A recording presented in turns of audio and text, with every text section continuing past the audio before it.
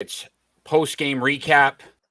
I am your host, Eric, with my main man, Ron, right there.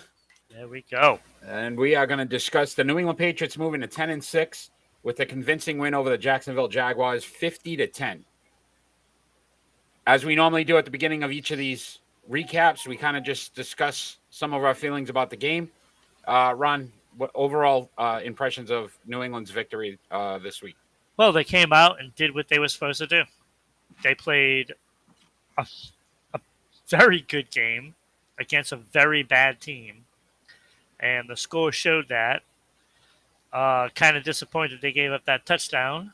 Yeah.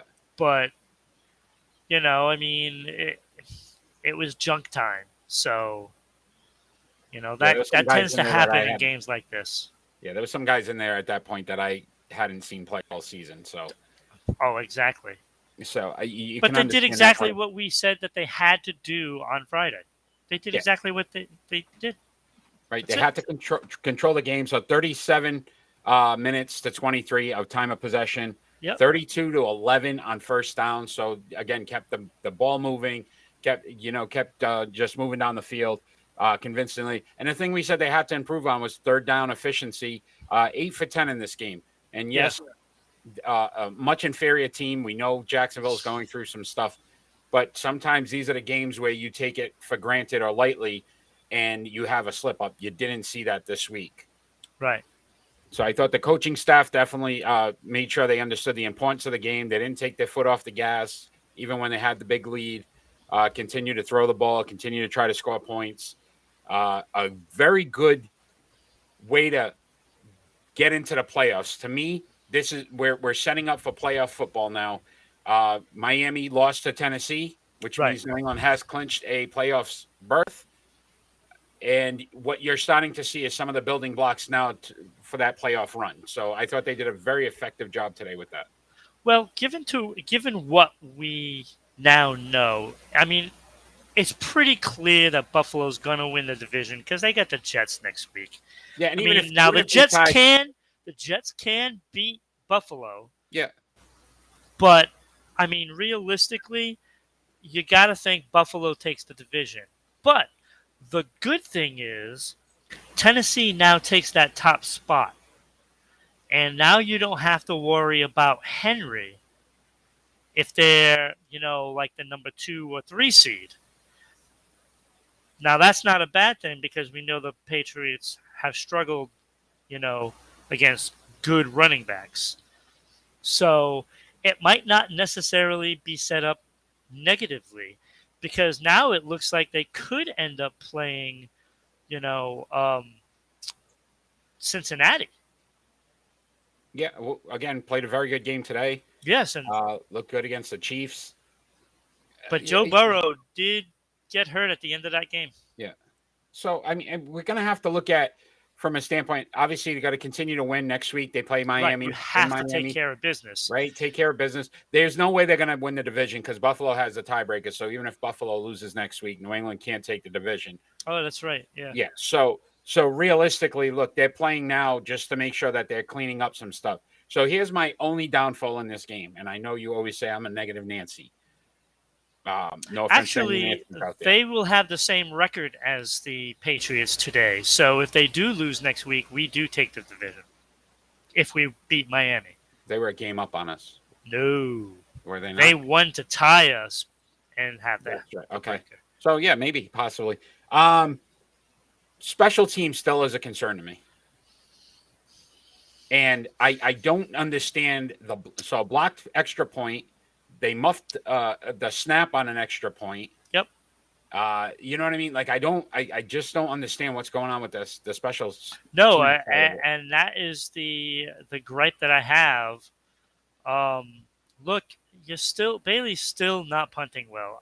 I don't care what you say. Well, I'm starting to see it. Yes. I think he's had a rough year.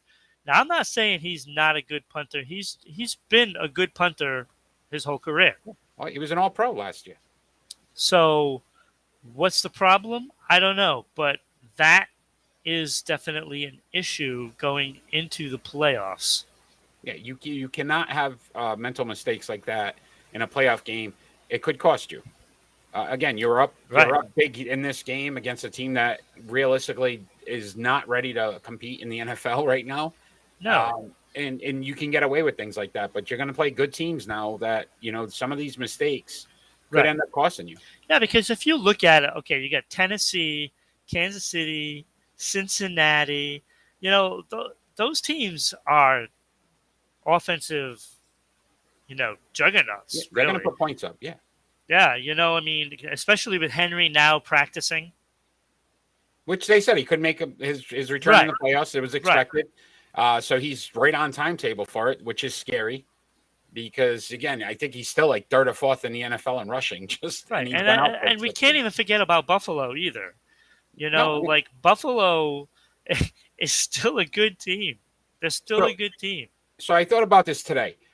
Once we got in, I'm okay if they lose in the playoffs. I really am. Because to me, this is a building block for them for next season, and they're probably about 2 years away, realistically, from being a solid team again where they're competing. But if you get into the playoffs now, you start to get a taste of it. Couple of pieces next year. I'm telling you right now, if you look at what Jamar Chase is doing for Joe Burrow, New England needs to establish that. They need to get him a top wide receiver that can just blaze down the field and make plays. We have Wilkerson. Yeah. And again, guy steps in, makes a couple plays, which is great, but they don't have that true number one wide receiver. And until they get that, I don't think they win in this era of football. When we were winning it back in the day, it's a lot different than it is today because every team can put up 40, 50 points any given Sunday. It's such an offensive, favored league right now. Like all the penalties just favor the offense. Yeah, 90% of them will. Yeah. Yeah. So let's look at some numbers. Mac Jones went 22 for 30, 73.3% completion percentage, 227 yards, 3 touchdowns, no interceptions. Overall grade this week. Oh, an A, easily. Yeah. Easily. Maybe even A plus. I think some of his incompletions, too, a couple of drops that could have been. Didn't put the ball in any places where it could almost get picked like he has in the past. I think there was only one play to Hunter Henry on the sideline where, again, the DB for Jacksonville just made such a good play on it. But I thought he threw the ball effectively today. He didn't get rattled. Even when the pressure was on him, he made good reads, good decisions. And and maybe I'm wrong here, but have you seen him have as much fun as he did today on that field? He showed a lot of emotion today. Well, and you know what? I think that is spawned from his comments this week, blaming himself for the last 2 losses. Look, what rookie does that? What rookie does that? A lot of them will say the right things. It's like, oh, we got to get better. I have to get better. But he put the losses squarely on his shoulders. Like we saw somebody do that, not too long ago here in Foxborough. And he did it on a regular basis. Yeah, and so I think we saw a lot of growth today with him. A lot of growth. It's fun to see. It's fun to watch him and McDaniels on the sideline during the game, just laughing and enjoying it. Yeah, he was laughing with Belichick too, right? Did you see when he wanted to come back in and Belichick was like, and they start laughing at it? Kind of looks at him and like, no, get out of here. Again, I think we're starting to see the teams just molding themselves together and growing as a team. You're seeing guys make plays. I thought Kendrick Bourne made a lot of good plays today. Yes, he did.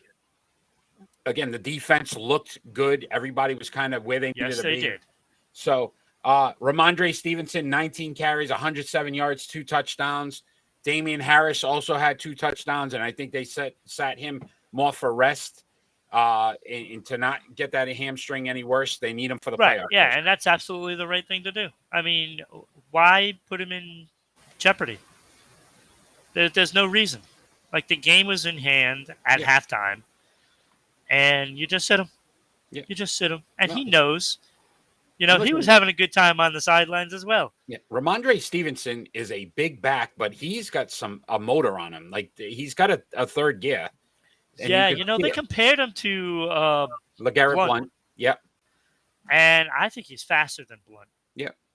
Like maybe the frame is the same, but that boy Yeah. can flat out run. So I was excited to see that. Jacoby Myers got his second touchdown in his Yep. career, which was nice to see. 8 Yeah, he's receptions, now tied 73 with yards. Wilkinson. Yeah, it's just crazy, right? Wilkinson, 4 receptions, 42 yards, 2 touchdowns.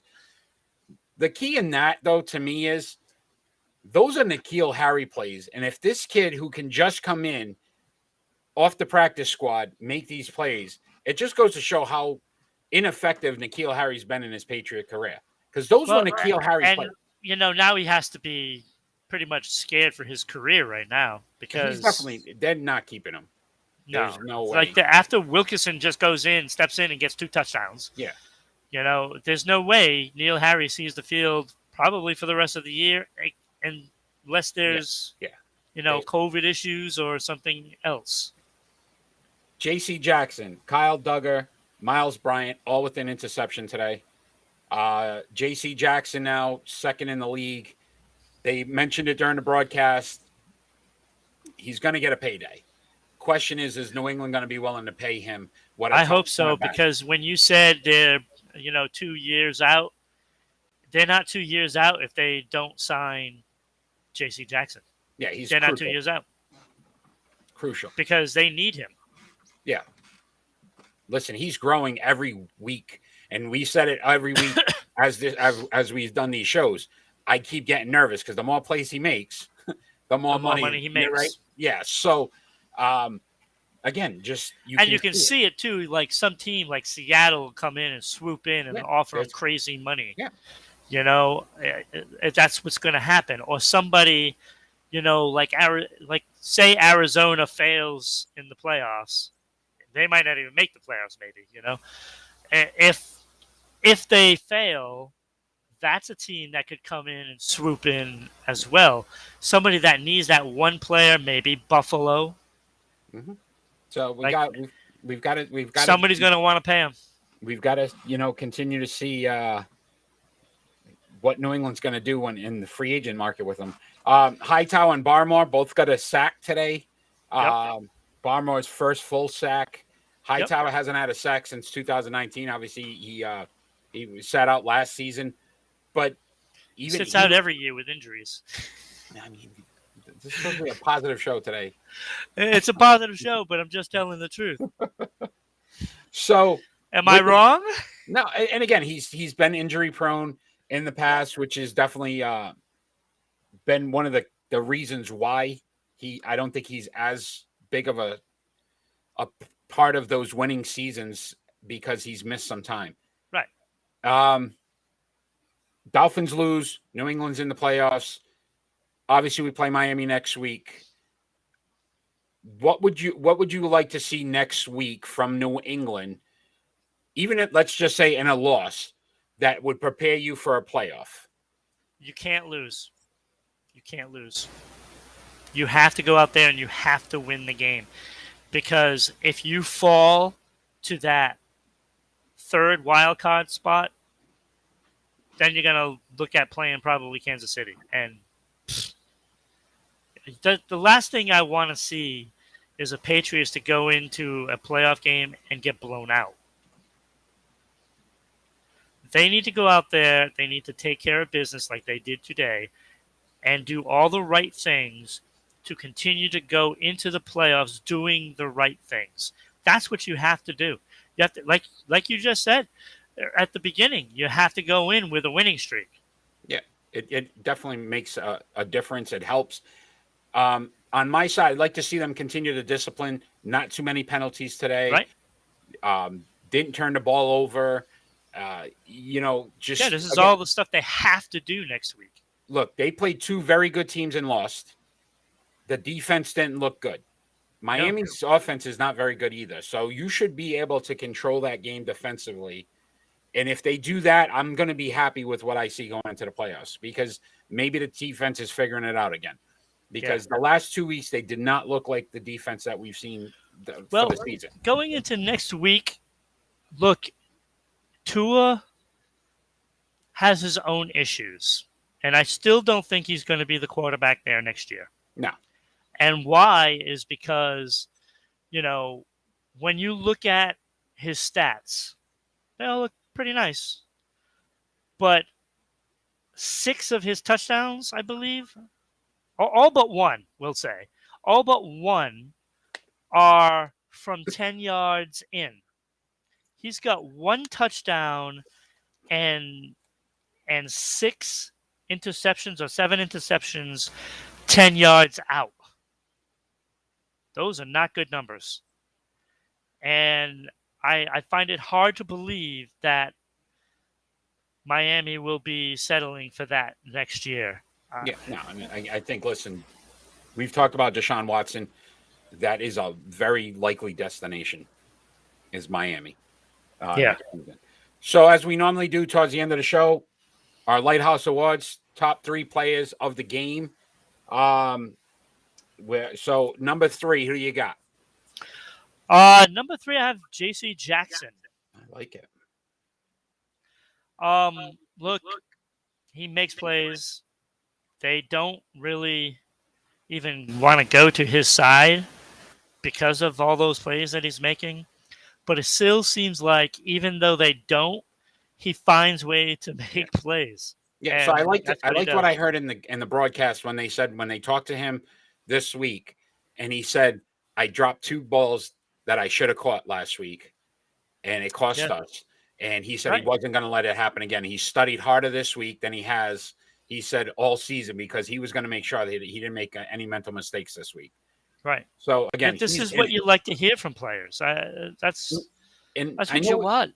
I know we were talking about it briefly, but Trevor Lawrence, to me, honestly puts that ball in places that he really shouldn't. He takes a lot of chances. And I know he's young, and we talked about some of the coaching, but you see on the other side on offense, a rookie quarterback, and he knows when to throw it away, when to just take a sack, where to put the ball so his receivers don't get, just whacked and the DBs have their hands involved. Yeah, he's not seeing the field. He's not seeing the field. And look, I still think the Patriots made the right decision. Yeah. On Mac Jones. Like I look at the quarterback class, I'm not impressed. And yes, I know, Mac Jones was put in a good spot. But still, it's like he's still a rookie. And again, they were a 7-9 team last season. Right. And they overachieved. Right. Bad quarterback play from Cam. Definitely didn't have the same talent. talent. Coming around on that. Right. No, and again, I'm not saying Cam was a great quarterback. No. But again, bad quarterback play. The team overall wasn't very good. No. Right? No. By no means. So 7-9, Bill Belichick basically built this back up, and we can sit here and say he went into a perfect situation, but he didn't, because if none of these free agents worked out, we would have been that same 7-9 team. We got lucky. A lot of these guys have played well. So my number 3 was the coaching. And this is where we're kind of going, that you could see the coaching and how they've prepared for this game. They didn't let this team have a letdown. There was not going to be any question that you were going to be the superior team, and you were going to make sure that you dominated this game. Yeah, and that's the problem with Lawrence. He hasn't gotten good coaching at all. Like, I think that whole staff is just terrible. Yeah. Like, they kept showing the defensive coordinator, what is his name, Cullen, or whatever his name is. Yeah, Cullen. Like, he was from Mass. He gave up 50 points. I mean, come on. It's like, you're not doing your job. Nobody's doing their job. The offensive coordinator, defensive coordinator, no one is doing their job. And I feel for Lawrence, that he's had basically a raw deal in year 1. And he's going to have to start all over next year. And, they were talking about coaches that they're already lining up. And the one coach that I look at, well, actually, there's 2.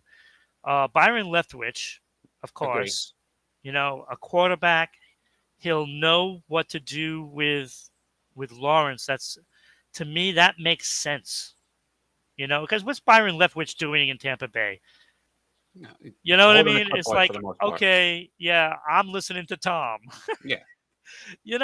So that's not going to do any good there. So he would be great for Jacksonville, and the other one would be Jim Caldwell. Yeah. Listen, both of those guys, they mentioned Josh McDaniels again. Again, he needs somebody that's going to be able to correct a lot of the mistakes he's making. Absolutely. And I without think getting that. Byron Leftwich would be the guy that they need to get. That would be the guy.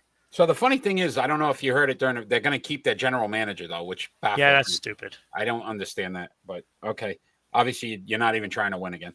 At number 2, I had Ramondre Stevenson. That's a good one. I mean, he deserves it. Like, I'm putting Bourne at number 2 Again, can't go wrong because I think there were times where I felt like he was the only one that was being effective as a receiver, besides Wilkinson's 2 touchdowns. I mean, it just appeared that way. I mean, I know it wasn't that way, but Bourne made some big plays, and he was a tough guy this week. Yeah, and I think and I always I always like giving Stevenson the nod because like he's been amazing all year, and he's tough every week. Yeah, no, but very, I very decided to go with Bourne in place. Again, you think about the draft that New England had this year. Him, Mac Jones, I mean Barmore, all these guys have been major contributors this season. Love it. Number 1, who'd you have? Mac Jones, baby. Mac. I mean, you can't deny him this week. You can't. No. Like that was him. That was him. Very effective. I loved his energy. Dude, I just loved his energy on every when Jacoby scored, he's like 2, that's your second. You saw him jumping around, dancing and just enjoying the game and not letting the game overwhelm him. And I think it helped the team. And I think that's why the team played so well because he was just so loose. Yeah. And I just think that we keep seeing every week a maturity. Yes, he's looked bad in 2 games, but at the same time, they also fought back in those 2 games. Yes, they did. So if this kid, honestly, if they can he's got a lot of fight in him. We can see it, right? And he was all nervous. He said he was nervous watching Alabama. Like, he's still a kid. We got to remember that. It's still his first year. So it's and you know what? That's what you want to see. I like the fact because when you think back, and I'm not trying to compare. Think about Brady back in the early years, and jumping around and stuff, and he still does it. But there's that youth that sparks up the rest of the players, and Mac Jones has that. He doesn't have the cannon of an arm like a Josh Allen or a Matthew Stafford. But I'll tell you, I will take that spark, that fight, and that brain as he's processing everything at the line. Yeah, you're seeing it. I'll take it each and every week. And listen, he's got one of the best coaches in history of the NFL teaching him what to look for, how a defense is going to play you, what they're going to try to take away. And they've been able to adjust, and he's been able to learn. So really excited about it. Yeah. So the thing that makes me nervous, we've already gone 4 years without a Super Bowl. Well, this will be the 4th year. This will be the 4th. Well, so we kind of do. This could be the year. We kind of do. What about next week? So Miami, New England normally doesn't play well in Miami. Quick prediction. I'm sure we'll predict it on Friday's show, but New England win? Yeah, I think they take care of business again. Look, Miami has played very well, but that offense is still not good over there. If they can't put up offense on the Patriots, and I don't think they can, they're in for a long game like Jacksonville. Not as bad as Jacksonville, but But I think they take care of it easily. 10+ wins, tied Don Shula today with the most in an NFL coaching career. So great. Bill Belichick coached last week. We didn't even mention it. 800th game. And now, so you think about 800 Yeah. games. Now he's, tied with Don Shula for the most 10-plus win seasons. So he's done great things for New England. Listen, it's going to be a hard act to follow whenever he decides to retire. But he's built this team back up to be a contender again for the next 10 years. Yeah. That rebuild, the Patriot rebuild took 1 year. Yeah, 1 year. 1 year. Go to show you. How embarrassing is that for the rest of the league? Seriously. Like, how embarrassing is that?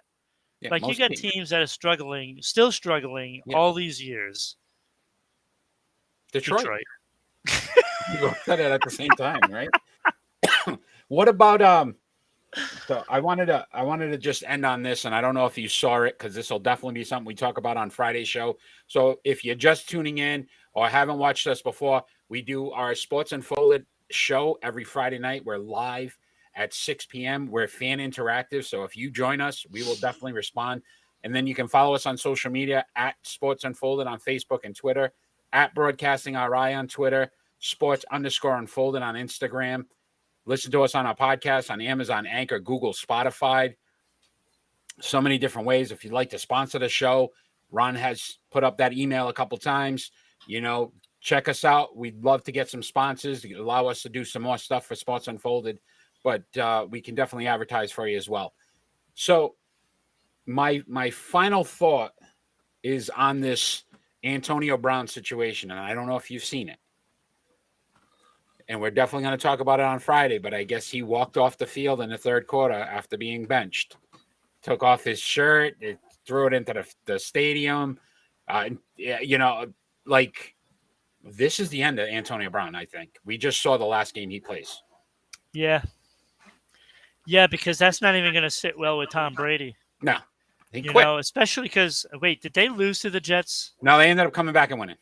Right. Because Tom Brady, right? Like he's 400 yards, 3 touchdowns. I believe. He's the professional, and deep down inside, while he was making that comeback, he was thinking about Antonio Brown and how angry he must be. Yeah, like he's angry that Antonio Brown did that during a game. He's going to be more angry than he is at the Pro Surface tablet. When he throws those down, I'm sure he's going to be more angry than that. But we'll definitely discuss that on Friday. So if you're watching, check us out Friday. That's going to be definitely one of our NFL topics. Antonio Brown and what we think the future is going to be for him in Tampa Bay. So, again, we close the show. Great victory. New England 50-10 over the Jacksonville Jaguars. Next week, Miami, 1 o'clock game. So we'll be on roughly around the same time next week. New England in the playoffs. They have clinched the playoff spot. Obviously, we don't know the seeding yet till next week, but we're back in the playoffs. 1 year removed. We'll take it. We'll take it. That's how you do it, Detroit. That's how you do it. They tried to hire Matt Patricia. That didn't work out so well. You need the Belichick. Yeah. So, Ron, we'll see you on Friday. We got hockey rankings coming out this week. Yes. NBA rankings tomorrow. NFL rankings will be tomorrow because the Monday game really doesn't affect any of those teams. So after the Sunday night game, we'll have NFL rankings tomorrow as well. So all right. We'll see you on Friday. Fans out there, have a great night. Ron, peace. Have a good night, everybody.